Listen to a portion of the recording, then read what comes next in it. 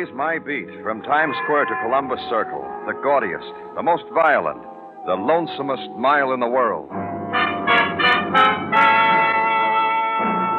Broadway Is My Beat, with Larry Thor as Detective Danny Clover.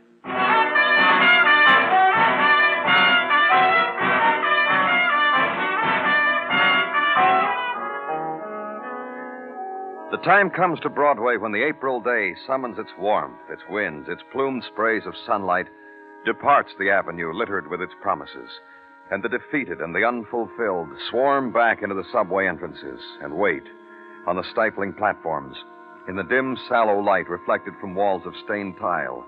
Wait for the going home. Wait for the death of a day to happen in some other place, the hall bedroom, the front stoop, some other place where shock will be gentler. And suddenly, through the steel corridor, a hot, dry wind races in the depths of earth, and on it the fury of hurtling steel, and they surge forward to meet it. Soon they will be home.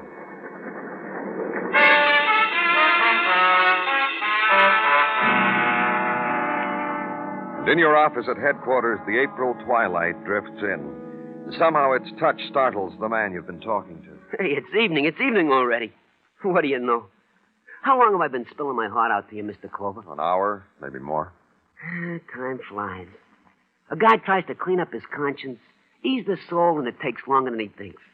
I ain't keeping you from anything, Mr. Clover. No, you've got all the time you need, Mr. Greenhouse. Go on. Oh, not much more to tell her, except what I told. I see a murder take place. I report it.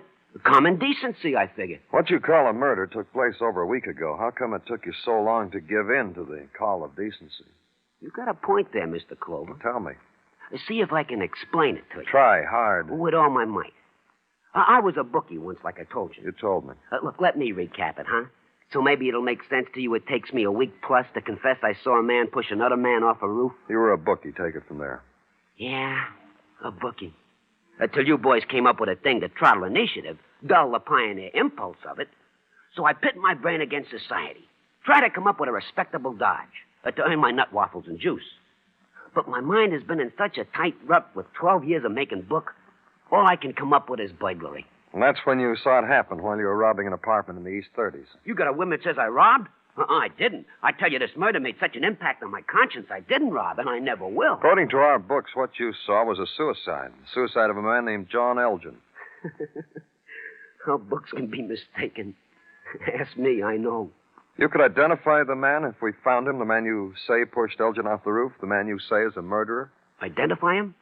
I would draw my eyes into slits, pretend I was in the emotional turmoil of over a week ago, witnessing the event from a fire escape across the airway, and I would try to identify him. You find him, and I sure would try. But I make no promises. Yeah. I ask your pardon, Mr. Greenhouse. Well, it's okay. But for what? I didn't let you finish telling me why it took you this long to come to us with what you saw. Forget it, kid. It was like this. I had some washing to do.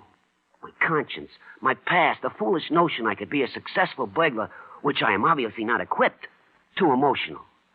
This washing took me such a time. I now give it to you to hang out to dry. All right, you can go for now. Forever I can go, Mr. Clover. I can forget I saw murder with my own eyes. Well, thanks for everything.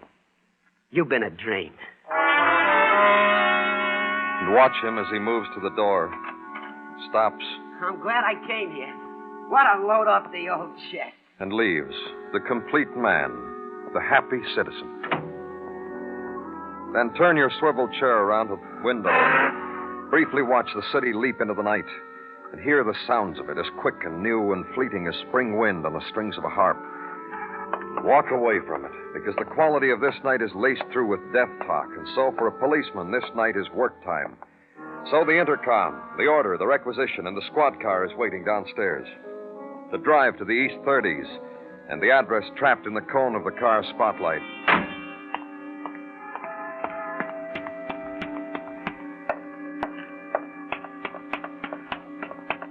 And 4 flights up and walk back, and the bell is to the right of the wreath.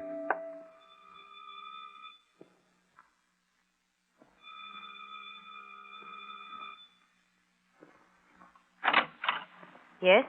Good evening. My name's Danny Clover. I'm from the police. Another one?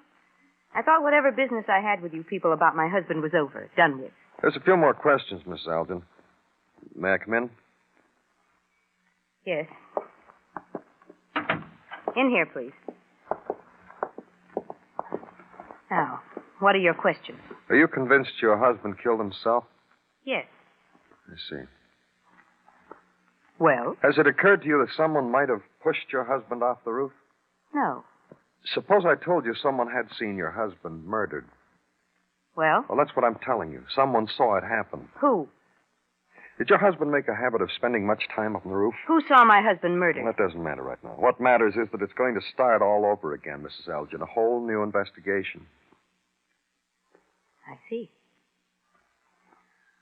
All right. My husband and I didn't get along. There was some talk of divorce. Never materialized. My husband was a moody man. He used to take walks. He used to walk down the hall, up the steps, onto the roof, and stare, and smoke, and pace. One night he jumped. Now. Now what? Now take each one of the statements I just made and investigate them. Who saw my husband murdered? I told you... Yes, you did. Very well, lie to me. If this is a method, do it. No one saw my husband murdered. Of course not. My husband's dead. My husband killed himself. I hope he rests in peace. Now get out of here.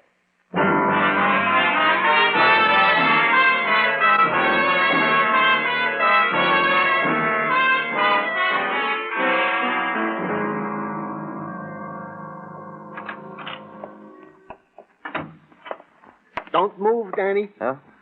I make this request of you. Just don't move. Stay where you are. And from this sculpted pose, congratulate me.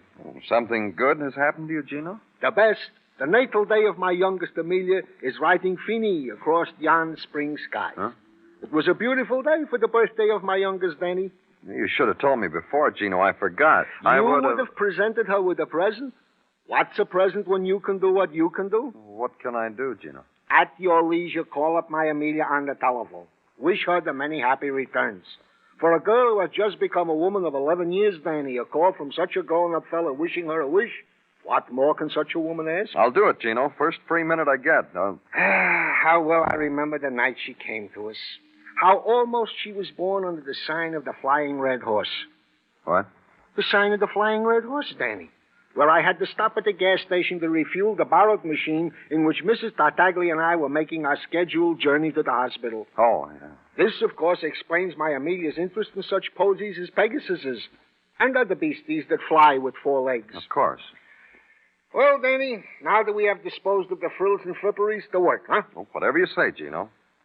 And then to deceased John Elgin, whom we have called suicide, and with which verdict others differ. Well, what about him, Gino? This about him, according to our files.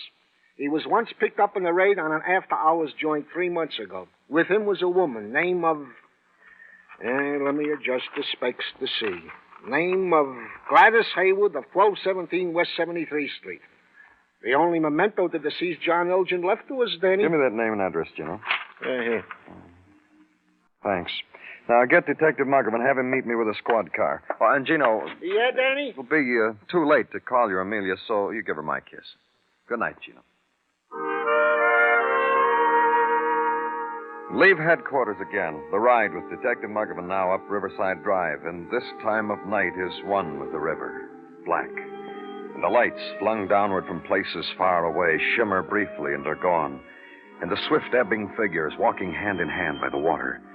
And the lonely ones who stare at the moon's curved reflection. And the huddled ones who look for nothing at all. The river at 10 o'clock on a spring night. Take a turn on the 70s. Park the car, and a house to find again. And a hall to walk. And a door found.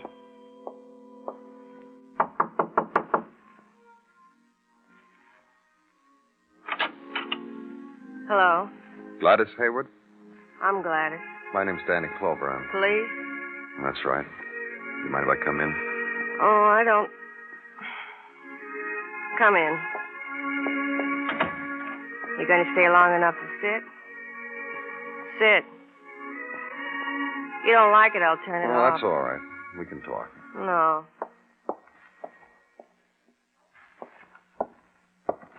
Now what?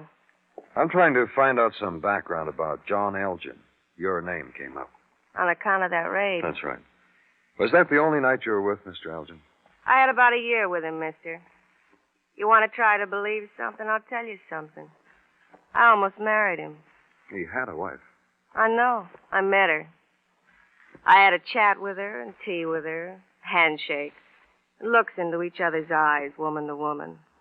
Very civilized and up to the minute afternoon. I rang her bell and told her I was in love with her husband and wanted to marry him.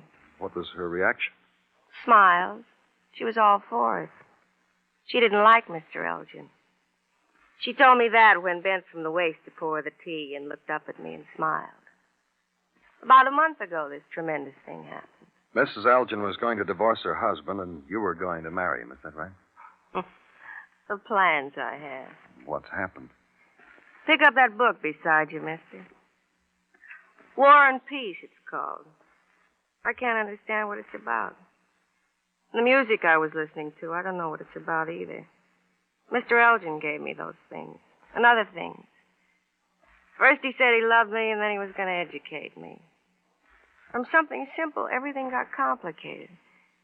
His divorce. I don't know. So you broke it off? Yeah. Yeah, I did. I couldn't be a wife to Mr. Elgin, but see, there I go again, calling him Mr. Elgin. I never could get around to call him by his first name. I sent him back to his wife and told him to stay there, and he thought that was the best idea. You see, a girl like me wants... What do I want? Can you tell me why anybody would want to murder John Elgin? I don't know. I don't know anything. Maybe I should have married him. Now what have I got? A date with a guy at 11:30.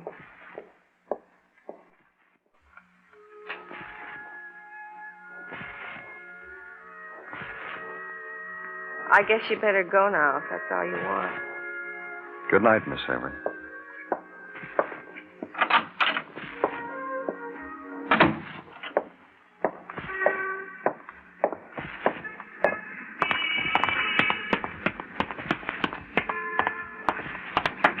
Danny? Let's go, Muggavan. Yeah, let's go. Just over the radio, Danny. A shooting 2 blocks from here, liquor store. Come on.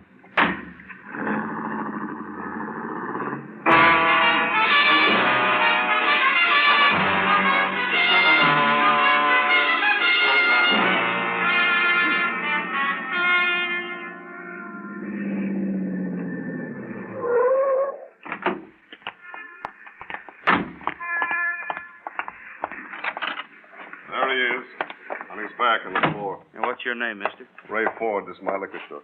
All right. Tell me what happened, Mr. Ford. Well, a couple of minutes ago, that guy on the floor there walked in and asked for a bottle of booze. So I gave it to him. And he broke the bottle on the counter, shoved it at me, and said, give him money. Hey, I better get to a hospital or something. My hand's bleeding like a stuck pig. How'd your hand get cut like that? A little tussle we had. I grabbed the bottle from him. He kept coming. So I took my gun from under the counter and let him have it. You know who the man is you shot? How do I know? I know. His name's Greenhow. Got his wallet, Danny? I didn't have to. He was in my office a few hours ago to report a murder. He also told me how fast time fled. He told me he wanted to have a clean conscience. Is he dead? Yeah. Dead.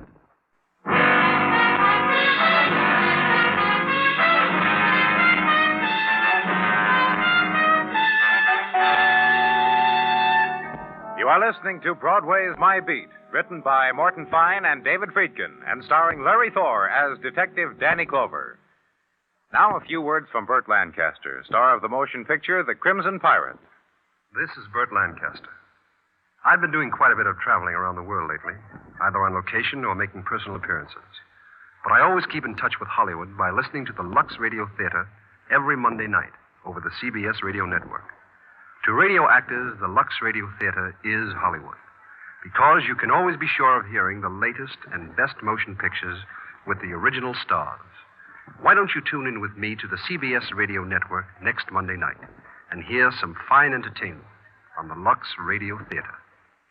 This Monday, on most of these same CBS radio stations, Lux Radio Theater stars William Holden, Nancy Olson, and Lyle Betker in Union Station.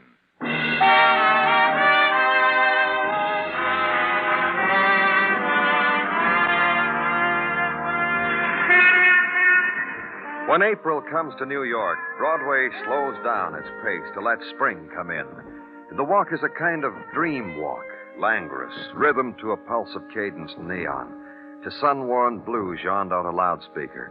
And when nighttime comes, the street is filled with the sudden traceries of color that dart and ebb and dart again, and the swift laughter that spills out of doorways, perfume, warm and intimate and fleeting. So follow the crowd on Broadway. Lend your heart to it. Maybe this night will never get away from you. But it does. It always does. And in the corner of night where I was, there was no quality to the color. Where white walls touched one another, the pyramids of shadow in between, the emergency hospital, and Dr. Sinsky and a man whose hand had been cut. Think it'll leave a scar, Doc? Over a period of time, it'll go away. Perhaps a slight itching now and then. You are a lucky man, Mr. Ford. No ligaments were injured. Now, hold still for just another minute. Where do you live, Mr. Ford? 1212 West End Avenue. Watch that bandage, Doc. Feels a little tight. Watch it. Watch it. My prerogative as a physician, Mr. Ford, to calculate of a bandage whether or not it gives you some pain. Please don't jerk your hand away again. You have a license for this gun you killed Greenhow with? Are you kidding? No, I'm not kidding. Now bend your arm at the elbow, Mr. Ford. Sure, I got a license for it. My store was held up 5 times, Clover. After number 5, I got me a license. I got tired of donating to the Hoodlum Society of NYC. Let's slip this around you. Huh? Please, Mr. Ford, a little cooperation. This is just a slip. Yeah. Thank you. Did you ever hear of a man named John Elgin, Mr. Ford? Elgin? That's right, John Elgin. Can't say as I have. Finished now, Doc? Yeah, all right. In a few days, go to your family physician and let him look at that hand. He'll dress it and take out the stitches when it's healing. You get off the table now. Yeah.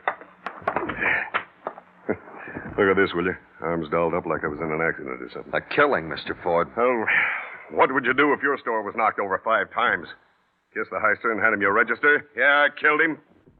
What'd you give me a license for a gun for if you didn't think I might have to use it? Sure, okay, Mr. Ford. You can go now. I'll get in touch with you when I need you. That's right, that way out, Mr. Ford. And the spring night is in full possession now. Its odors drift the corridors, seep into the room, blend with the acrid scent of pain present, pain past. The night wind of spring ripples a discarded ribbon of gauze stained with scarlet, floats it, traps it against your ankle. So leave this edge of night. Walk a street that leads into the blind alley of sleep. Walk, think, remember. The man who came to you told you he'd seen a murder committed, and in a few hours the man was dead. And another man, Ray Ford, liquor dealer, who was weary of robberies, so got a license to kill. The licensed violence, to kill a man who said a murder was committed, had seen the cascade of death from a rooftop. The death of John Elgin, that we had called suicide. Then the end of walking this spring night, and open the windows of a room. Sleep.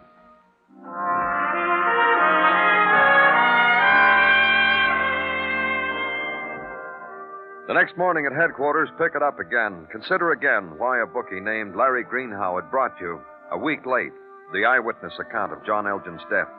Consider again the manner of the bookie's dying. If you've got a minute, I got something for you, Danny. The interruption. And motion Detective Muggavan in. Watch him kick a chair to the man he'd brought with him. Sit down now. Make yourself at home. Oh, thank you. Thank you, Detective Muggavan. I am tired. It's nice to meet up with a considerate man. What do you got, Muggavan? Why'd you... The polite fellow there, Danny, I want him to make your acquaintance. That's Al Tedrow, Lieutenant Clover, Al. Indeed, a pleasure and a privilege, Lieutenant. Why did Detective Muggavan bring you to me, Mr. Tedrow? I honestly don't know. I've been minding my own affairs, leading the good life. Al here was leading the good life in the show up this morning, Danny. The boys picked him up around 3 last night. How many times have you been picked up like that, Al?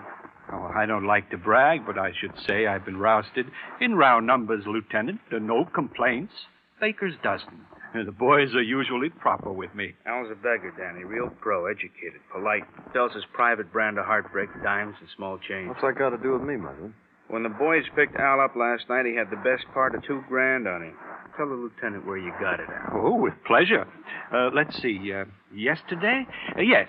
Yesterday I was summoned by Larry Greenhow to his favorite phone booth that he calls home, there to receive the payoff on a debt he owed me. A gambling debt I thought he had welched on.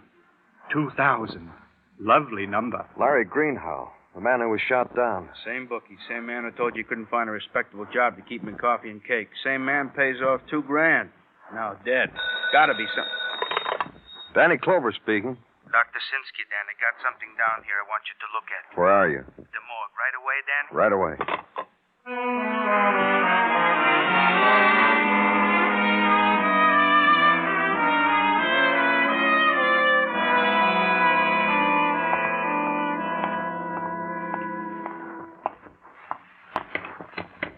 Here I am, Danny, over here.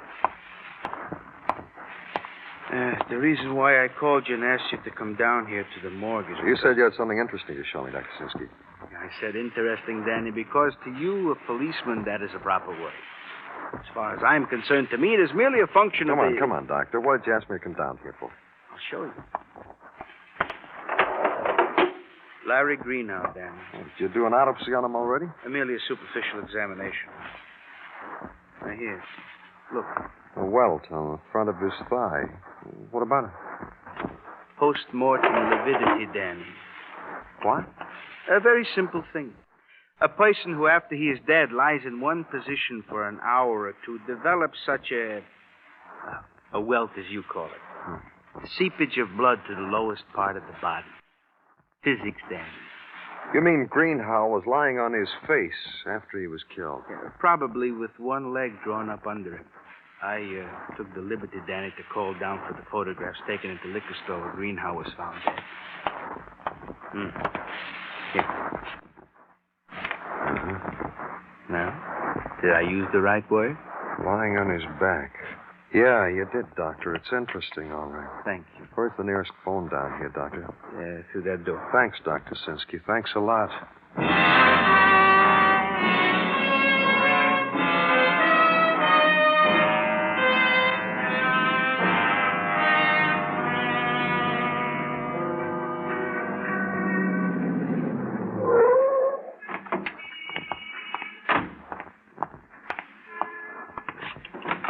All right, Miss Elgin. All right, what?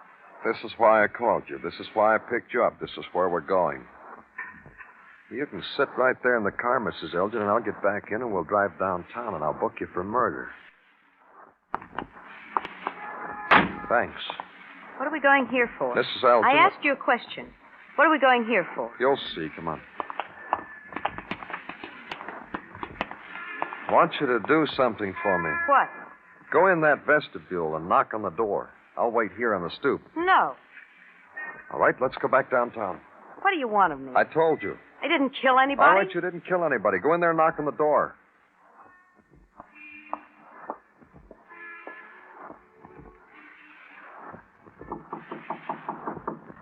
No one's home. Knock again.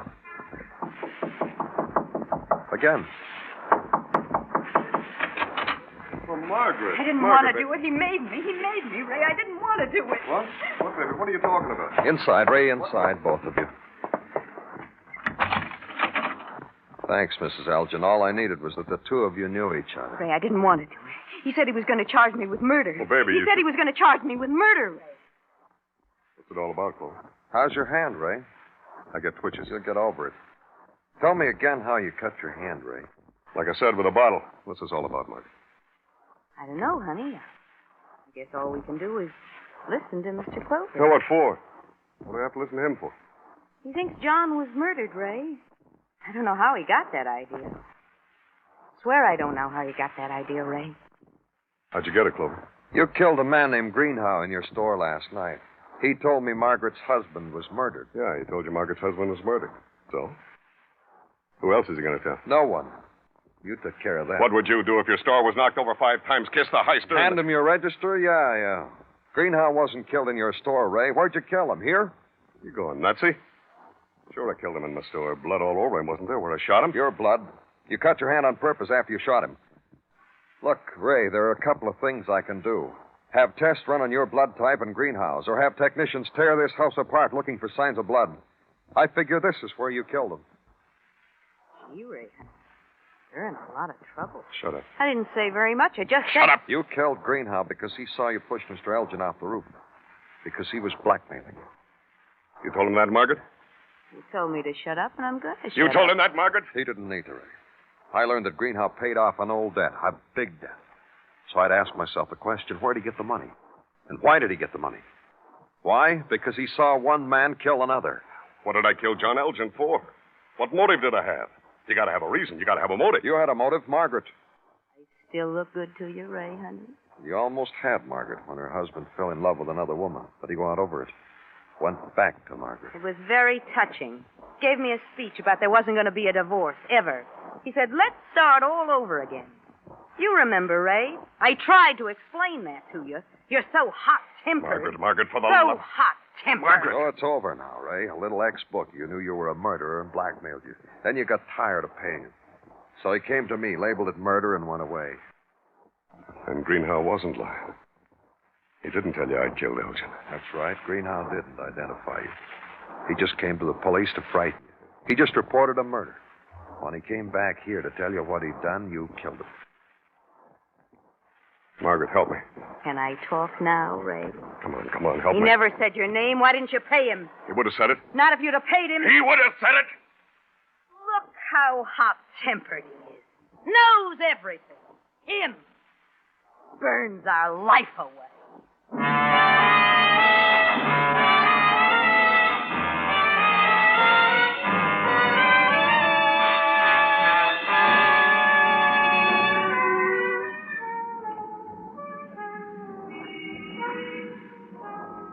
There's a special moon over Broadway tonight.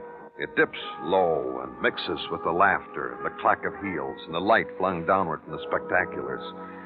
And people look at it, point at it, wink at it, and run into whatever shadow they've planned for the night. It's Broadway, the gaudiest, the most violent, the lonesomest mile in the world. Broadway, my beat.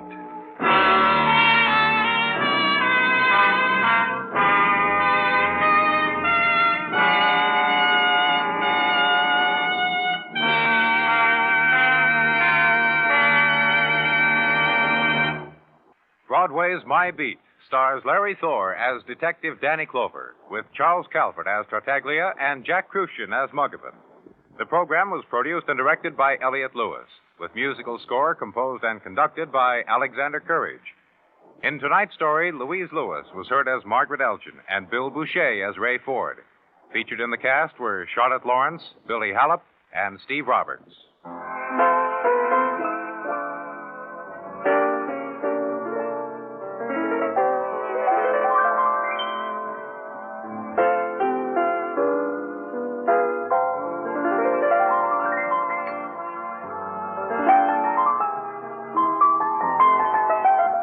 Don't forget Monday nights, it's Arthur Godfrey's Talent Scouts for fun and variety entertainment galore on most of these same CBS radio stations. Bill Anders speaking. And remember, Robert Trout reports the news of the world every Sunday on the CBS Radio Network.